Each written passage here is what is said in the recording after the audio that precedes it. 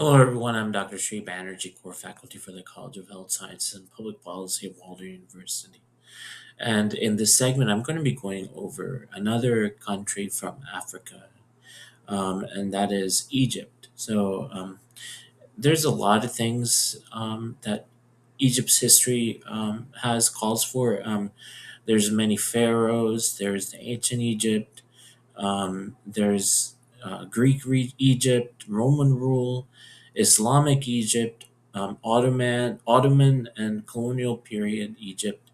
So there's a lot of countries that conquered Egypt, and there's a lot of different aspects to take a look in that. But I'm mainly going to focus on modern Egypt. Of course, Gamal Abdel Nasser, he was one of the most famous politicians and government officials in Egypt. And this happened during the Egyptian Revolution 1952, where the monarchy ended. So he's a leading figure of the Gamal Abdel Nasser.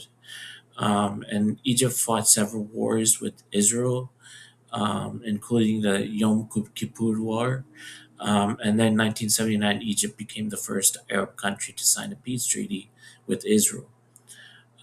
So that led to the Egyptian Revolution of 2011.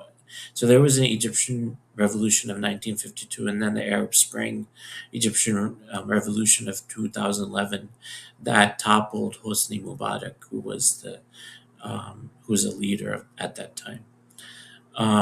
So, of course, there's been in the ancient times writing systems and pyramids and temples. You can't uh, you can't really mention that. You can mention that.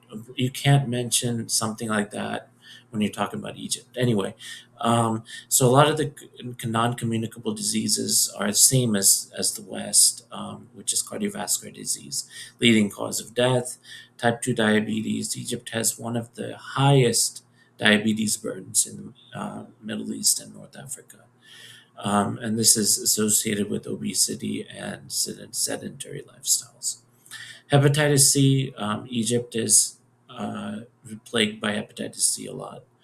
Um, Tuberculosis, lower rates than in many developed countries. COVID-19 was there. Schistosomiasis is declining, but still historically in the Nile River. Um, One of the areas that I wanted to focus on, of course, I told you about cardiovascular disease and diabetes. But being a part of environmental health, I think what is more important is to take a look at the smog that is their air pollution in urban areas. I mean, the sometimes when you take a picture of Cairo, there's a lot of different lots of smog in the city, and so you want to make sure that that's that you can take good care and get away from that. Um, so heavy traffic congestion turns into carbon monoxide, which is noxious, nitrogen oxide, and then fine particulate matter, 2.5. And why is there air pollution? Well, the vehicle emissions is the main source, but then industrial activities like factories, power plants, cement production, and oil refineries. Agricultural burning, so seasonal burning of rice straw after harvest continues to the phenomenon known as the black cloud, which affects air quality.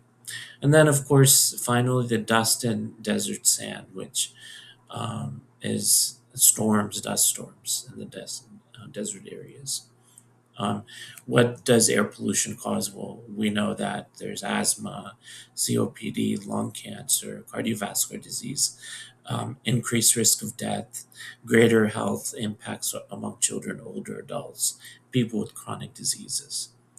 Um, so the government responses, some of the things that they're doing is expanding public transportation systems, monitoring air quality, regulating industrial emissions, programs to reduce agricultural waste burning, promoting cleaner energy sources. Um, so the air pollution contributes substantially to respiratory and cardiovascular disease burdens. So these are kind of, in a nutshell, what's in Egypt, what goes on in Egypt, and the history of Egypt. All of these in the modern era, typically, of course, Egypt is very stable economically. A lot of inflation has gone down. So there's a country that's coming up over the ladder and getting there. So that's about it. I hope this has made some sense. Thank you for listening.